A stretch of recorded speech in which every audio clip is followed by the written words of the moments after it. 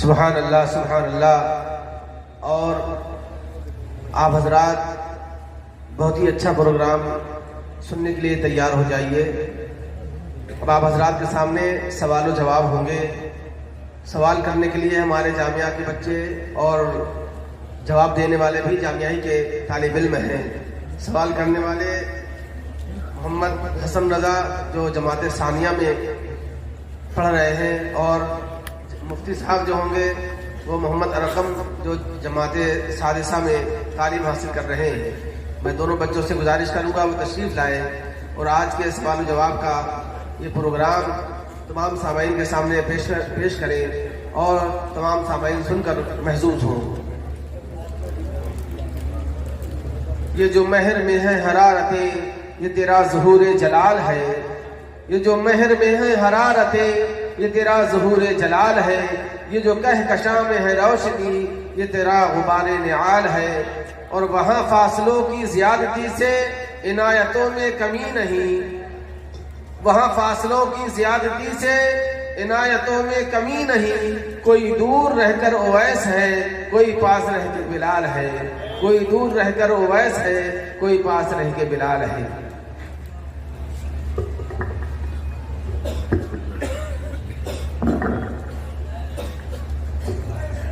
بسم اللہ الرحمن الرحیم۔ بڑے ہی ادب و احترام کے ساتھ میری جبین عقیدت سرکاران ماہرہ مطہرہ کی عالی و اقدس بارگاہوں میں خم ہے کہ جن کے در کی غلامی میری زندگی کا سرمایہ افتخار ہے، اور میں سلام عرض کرتا ہوں اپنے تمام اساتذہ کرام اور ان تمام برکاتیوں کی بارگاہ میں جو اس مبارک محفل میں حاضری کا شرف حاصل کر رہے ہیں۔ السلام علیکم ورحمۃ اللہ تعالی وبرکاتہ۔ میں مفتی محمد ارقم صاحب قبلہ کی بارگاہ میں چند سوالات لے کر حاضر ہوا ہوں کہ جن کو لوگ وقتاً فوقتاً پوچھتے رہتے ہیں۔ مجھے حضرت کی ذات سے امید ہے کہ انشاءاللہ تعالی عزیز وہ ہمیں تشفی بخش جوابات عنایت فرمائیں گے۔ منبر نور پر تشریف فرما ارباب علم و معرفت، اصحاب فکر و شعور، بوستان روحانیت کے گلہائے سرسبز، مشائخ طریقت و معرفت، عرص قاسمی برکاتی میں شرکت سے سرفراز ہونے والے عقیدت کے قابل قدر احباب، السلام علیکم ورحمۃ اللہ تعالی وبرکاتہ۔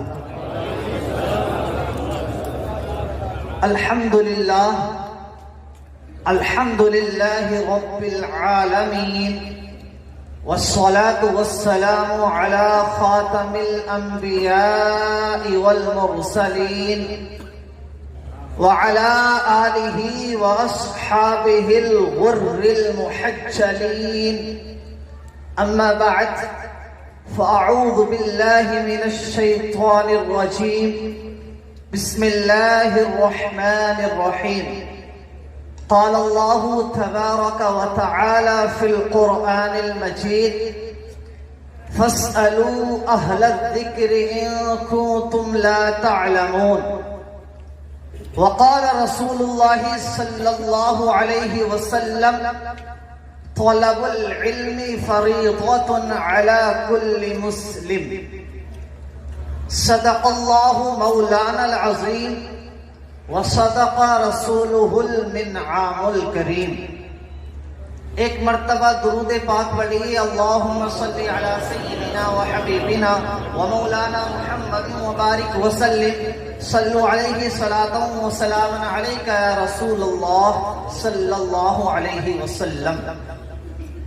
جیسا کہ آپ حضرات نے ابھی مولانا محمد حسن رضا صاحب سے سنا کہ وہ چند سوالات لے کر حاضر ہوئے ہیں، انشاءاللہ العزیز میں ان کے تمام سوالات کے تشفی بخش جواب دینے کی کوشش کروں گا۔ اگر کسی جواب میں مجھ سے کوئی خطا ہوتی ہے تو میرے اساتذہ کرام اور علماء ذوی الاحترام میری اصلاح فرمائیں گے انشاءاللہ۔ جی مولانا محمد حسن صاحب اپنے سوالات پیش کیجیے۔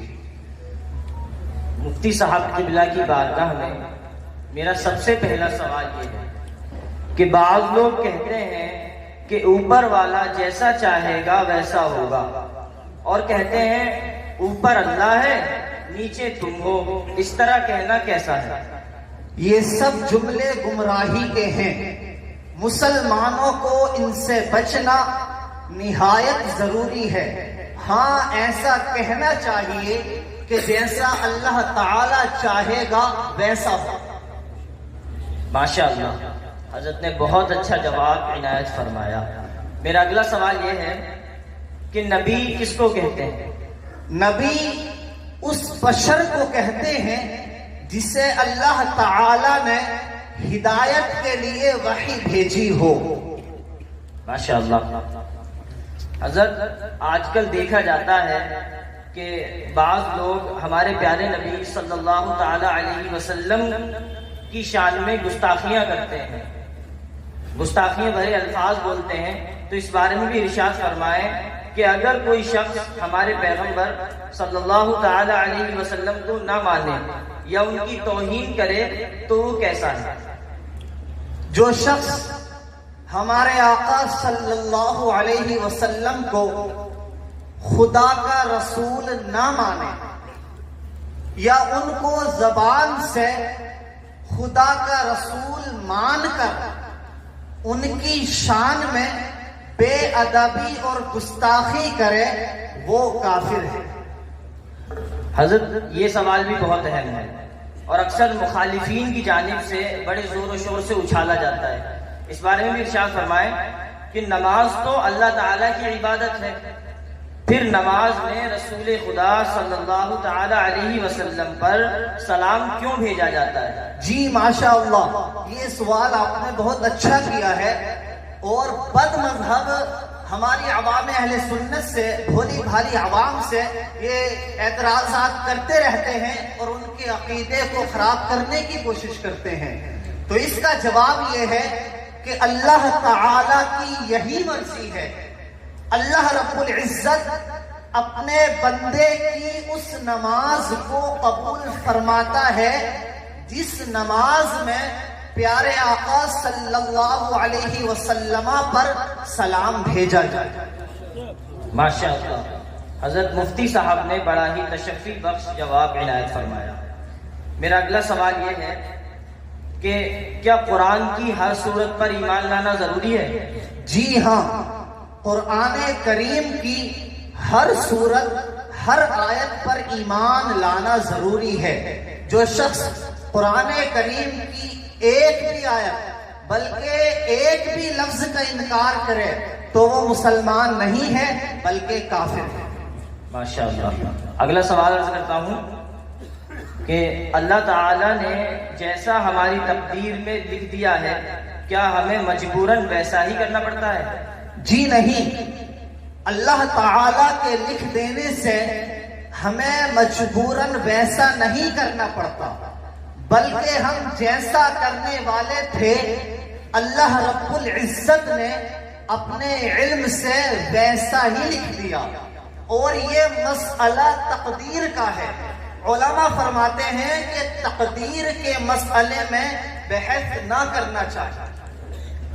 کسی سے شرک یا کفر ہو جائے تو وہ کیا کرے؟ توبہ اور تجدید ایمان کرے۔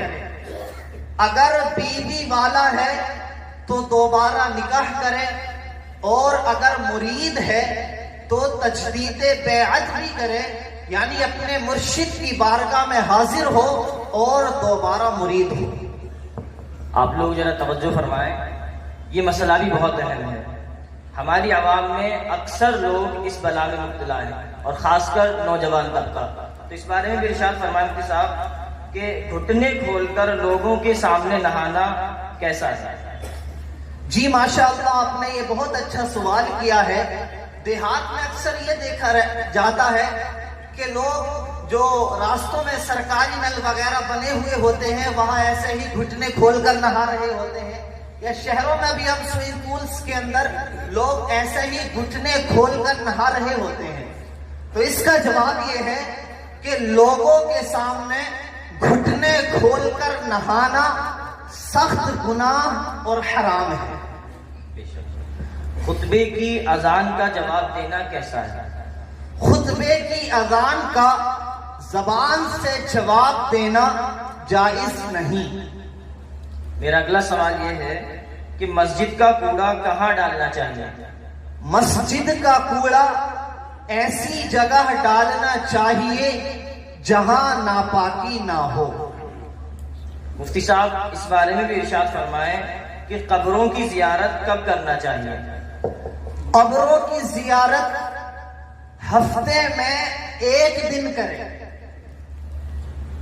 جمعہ یا جمعرات، سنیچر یا پیر۔ سب سے افضل جمعہ کی صبح کا وقت ہے۔ زکوٰۃ کا مال مسجد میں لگانا جائز ہے یا نہیں؟ ماشاءاللہ یہ بھی بہت اہم سوال ہے۔ زکوٰۃ کا مال مسجد میں لگانا یا اس سے میت کو کفن دینا یا کنواں وغیرہ بنوانا جائز نہیں۔ ان چیزوں میں زکوٰۃ کا مال خرچ کرے گا تو زکوٰۃ ادا نہ ہوگی۔ ماشاءاللہ مفتی صاحب نے بڑا ہی تشفی بخش جواب عطا فرمایا۔ اب اگلا سوال میرا یہ ہے کہ کسی حرام کام پر بارک اللہ کہنا کیسا ہے؟ کسی حرام کام پر بارک اللہ کہنا یعنی یہ کہنا کہ اللہ تمہارے اس حرام کام میں برکت دے، یا حرام کام کا ذکر بھی نہ کرے، لفظ حرام نہ بھی بولے، اور حرام کام ہو رہا ہو وہاں یہ کہہ دے بارک اللہ، یعنی اللہ تمہارے اس کام میں برکت دے، ایسا کہنا کفر صریح ہے۔ حضرت اس بارے میں بھی ارشاد فرمائیں کہ بعض لوگ اپنی 5 انگلیوں میں انگوٹھیاں پہن لیتے ہیں، وہ بھی سونے کی۔ اس بارے میں ارشاد فرمائیں کہ مردوں کو سونے اور چاندی کی انگوٹھی پہننا کیسا ہے؟ ماشاءاللہ یہ آپ کا بہت اہم سوال ہے۔ آج کل ہمارے یہاں جو شادیاں ہوتی ہیں تو دولہا حضرات کو اکثر سونے کی انگوٹھی چڑھا دی جاتی ہے، اور جو جعلی پیر ہوتے ہیں وہ تو 10 انگلیوں میں ہی انگوٹھی پہنے رہتے ہیں، کئی انگوٹھیاں چڑھائے رہتے ہیں۔ تو اس کا جواب یہ ہے کہ مرد کے لیے سونے کی انگوٹھی پہننا حرام ہے، اور چاندی کی صرف ایک انگوٹھی، ایک نگ والی، جو وزن میں 4.5 ماشے یعنی 4 گرام 364 ملی گرام سے کم ہو، پہن سکتے ہیں۔ اور کئی انگوٹھی یا ایک انگوٹھی کئی نگ والی یا چھلے نہیں پہن سکتے، یہ ناجائز ہے۔ ماشاءاللہ حضرت اس بارے میں بھی ارشاد فرمائے کہ چوری کا مال خریدنا کیسا ہے؟ ماشاءاللہ یہ بھی آپ کا بہت اچھا سوال ہے۔ آج کل لوگ تاک میں لگے رہتے ہیں کہ کہیں سے بس سستا مال مل جائے، چاہے وہ حلال ہو یا حرام۔ تو اس کا جواب یہ ہے کہ جانتے ہوئے چوری کا مال خریدنا حرام ہے، اور اگر یہ گمان بھی ہو کہ یہ مال چوری کا ہے جب بھی حرام ہے۔ اگر کوئی شخص خطبے کے وقت مسجد میں پہنچے تو اس کے لیے کیا حکم ہے؟ جو شخص خطبے کے وقت مسجد میں پہنچے تو جہاں جگہ ملے وہیں بیٹھ جائے اور خطبہ سنے کہ یہ واجب ہے۔ دیکھا جاتا ہے کہ لوگ مسجد میں پہنچے، خطبہ ہو رہا ہے، مگر اپنی سنتیں پڑھنے لگتے ہیں، تو اس وقت سنتیں بالکل نہ پڑھیں، اور ان سنتوں کی قضا بھی نہیں ہے۔ ہاں فرض نماز ادا کرنے کے بعد اگر وقت ہو تو سنتیں ادا کریں۔ ماشاءاللہ مفتی صاحب یہ سوال بھی اکثر پوچھا جاتا ہے، اس بارے میں بھی ارشاد فرمائیں کہ کیا گھٹنے یا سطر کھل جانے سے وضو ٹوٹ جاتا ہے؟ مرد کا ناف سے گھٹنے تک چھپانا فرض ہے.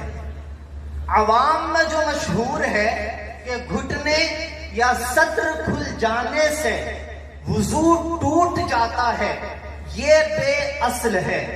ہاں، ناف سے گھٹنے تک چھپانا آداب وضو سے ہے. ماشاءاللہ. مفتی صاحب، بعض لوگ نماز پڑھنے کے لیے آستین یا پینٹ اوپر یا نیچے سے موڑ لیتے ہیں، کیا یہ صحیح ہے؟ ماشاءاللہ، آپ نے یہ بہت اچھا سوال کیا ہے، اور عوام الناس میں اکثر لوگ اس میں مبتلا ہو جاتے ہیں. کچھ اپنے پائجامے کو اوپر سے گھرس لیتے ہیں، کچھ اپنی پینٹ کو نیچے سے موڑ لیتے ہیں، یا کچھ اپنی آستین وغیرہ کو بھی موڑ لیتے ہیں. تو نماز کی حالت میں کپڑے کو موڑنا، چاہے اوپر سے گھرسنا ہو یا نیچے سے موڑنا ہو، یہ مکروہ تحریمی ہے. ایسی صورت میں نماز دوبارہ پڑھنی پڑے گی. صحیح یہ ہے کہ کپڑے کو اپنی حالت پر چھوڑ دے، چاہے ٹخنے سے نیچے ہی کیوں نہ ہو. اور ابا حضور نے ایک مرتبہ ارشاد فرمایا تھا کہ کپڑا ہی ایسا سلوائے کہ ٹخنے تک پہنچے. واہ، سبحان اللہ. یہ سوال بھی بہت اچھا ہے، آپ بغور سماعت فرمائیں کہ مسجد میں داخل ہونے اور نکلنے کا کیا طریقہ ہے؟ مسجد میں داخل ہونے کا طریقہ یہ ہے کہ پہلے دایاں قدم داخل کرے اور یہ دعا پڑھے، اللہم افتح لی ابواب رحمتک، یعنی اے اللہ میرے لیے اپنی رحمت کا دروازہ کھول دے. اور مسجد سے نکلتے وقت پہلے بایاں پاؤں باہر کرے اور یہ دعا پڑھے، اللہم انی اسألک من فضلک العظیم، یعنی اے اللہ میں تجھ سے تیرا فضل عظیم چاہتا ہوں. ماشاءاللہ. یہاں پر اکثر مسافرین ہی بیٹھے ہوئے ہیں، تو میں چاہتا ہوں یہ سوال بھی عرض کر دوں کہ شریعت میں مسافر کسے کہتے ہیں؟ شریعت میں مسافر وہ شخص ہے جو اپنی بستی سے 92 یعنی 92 کلومیٹر یا اس سے زیادہ کی راہ تک جانے کے ارادے سے روانہ ہو. ماشاءاللہ. اب یہ بھی ارشاد فرماتے ہیں حضرت کہ مسافر اپنی نماز کس طرح پڑھے؟ مسافر قصر کرے، یعنی مسافر ظہر، عصر اور عشاء کی 4 رکعت فرض نماز کے بجائے 2 رکعت فرض نماز ادا کرے، باقی تمام نمازیں مقیم کی طرح ادا کرے. عرس قاسمی برکاتی ہے، آپ حضرات یہاں دور دراز سے تشریف لائیں. جو لوگ علاقے کے ہیں ان کے لیے تو کوئی مسئلہ نہیں، لیکن جو دور دراز سے آئیں یعنی 92 کلومیٹر سے آئیں یا اس سے دور سے آئیں، وہ اس پر خاص توجہ دیں.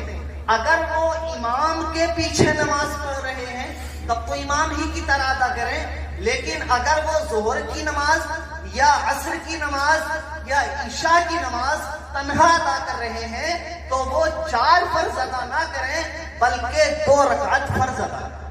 ماشاءاللہ. حضرت نے بہت اچھا جواب عنایت فرمایا. حضرت اس بارے میں بھی ارشاد فرمائے کہ اسلام کی بنیاد کتنی چیزوں پر ہے؟ اسلام کی بنیاد 5 چیزوں پر ہے.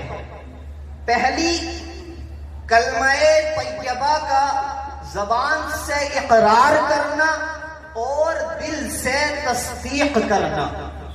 دوسری، نماز پڑھنا. تیسری، رمضان شریف کے روزے رکھنا. چوتھی، زکوٰۃ دینا. 5ویں، حج کرنا. مفتی صاحب، اگر کوئی شخص ان 5 چیزوں میں سے کسی ایک کا انکار کرے تو کیا وہ مسلمان کہلائے گا؟ نہیں، ہرگز نہیں، بلکہ اسے کافر کہا جائے گا. ماشاءاللہ. ایسے سب سے آخری نبی کون ہے؟ ماشاءاللہ، آپ نے یہ بہت اہم سوال کیا ہے اور یہ عقیدہ ختم نبوت کے متعلق ہے. ہمارا عقیدہ ہے کہ سب سے آخری نبی ہمارے آقا حضور محمد مصطفیٰ صلی اللہ علیہ وسلم ہیں. ہمارے آقا کے بعد کوئی اور نبی نہیں ہو سکتا. نہ آپ صلی اللہ علیہ وسلم کے زمانے میں ہوا، نہ آپ کے وصال ظاہری سے اب تک ہوا، نہ قیامت تک ہوگا. ہاں، قیامت سے پہلے سیدنا عیسیٰ علیہ السلام تشریف لائیں گے، لیکن اپنے دین کی تبلیغ نہیں کریں گے، بلکہ سرکار صلی اللہ علیہ وسلم کے امتی ہوں گے اور دین محمدی کی تبلیغ کریں گے. جو شخص یہ مانے کہ پیارے آقا صلی اللہ علیہ وسلم کے بعد کوئی اور نیا نبی ہو سکتا ہے، وہ مسلمان نہیں ہے بلکہ کافر ہے. اور یہ ضروریات دین سے ہے.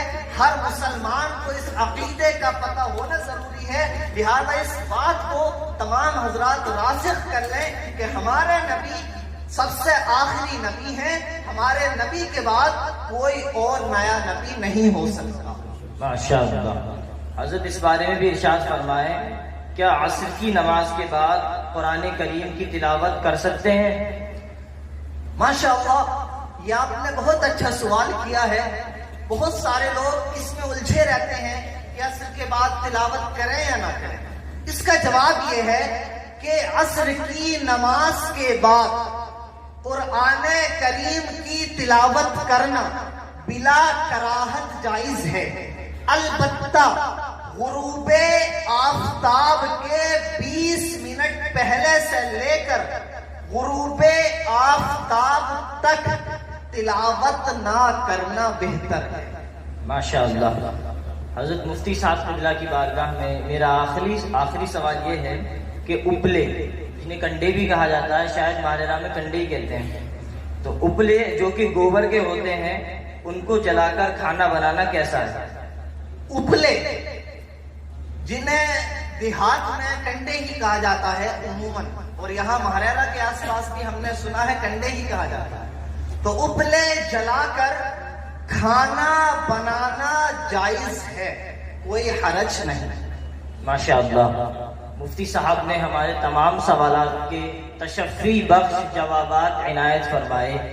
میں رب تعالیٰ کی بارگاہ میں دعا گو ہوں کہ مولا تعالیٰ مفتی محمد ارقم صاحب کے علم و عمل میں بے پناہ برکتیں عطا فرمائے. وما علینا الا البلاغ. السلام علیکم ورحمۃ اللہ تعالی وبرکاتہ. وعلیکم السلام ورحمۃ اللہ تعالی وبرکاتہ.